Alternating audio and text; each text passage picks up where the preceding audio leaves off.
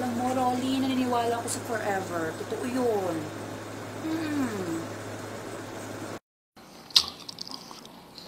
Alam mo, walang forever. Dito sa sinasabi mo, walang forever.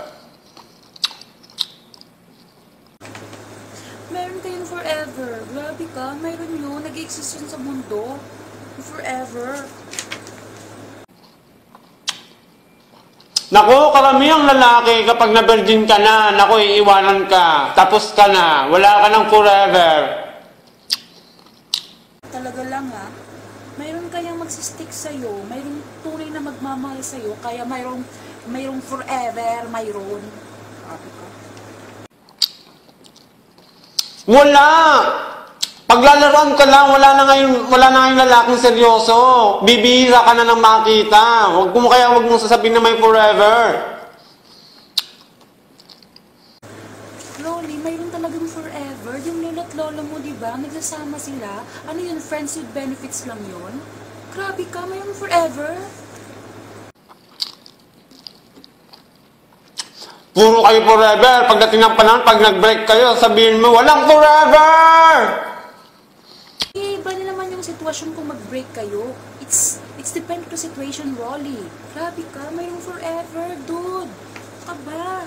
Nag-i-exist yun sa mundo, yung forever. Nagmamahalan kayong dalawa. May forever talaga. Hanggang tumanda kayo. Kung nagmamahalan kayo ng tunay, may forever. Maniniwala ka dun sa forever kung mamamet mo na yung tunay na nagmamahal sa'yo na girl. Grabe ka, Rolly. May forever. Grabe ka. Diba may forever? Diba may lolo't lola kayo? Diba may forever sila? Diba? Naniniwala kayo sa akin, diba? May forever po talaga. Pero sa totoo lang, tapos na po yung forever. Pangako sa'yo na naman. O nga, pangako na naman yung peg nyo. Ha? Na may forever daw. Oo naman, depende kasi yun sa sitwasyon.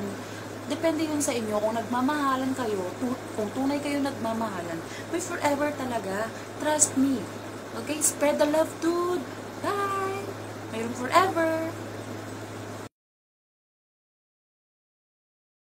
O ano, may forever rin kayo ni Susan. Hello po, dito lang po nagtatapos ang aming collaboration ni Rolly. Comment below po if naniniwala kayo sa kung may forever o wala. Don't forget to like our page. My page po, Maria Bangilan. Walang space po yun. Kay Rolly po, Durugista Ako Bitmal. Yun po yung page niya. Thank you po for watching. Oh, paalam ka na. Bye na. May forever kayo ni Susan, di ba? Thank you po.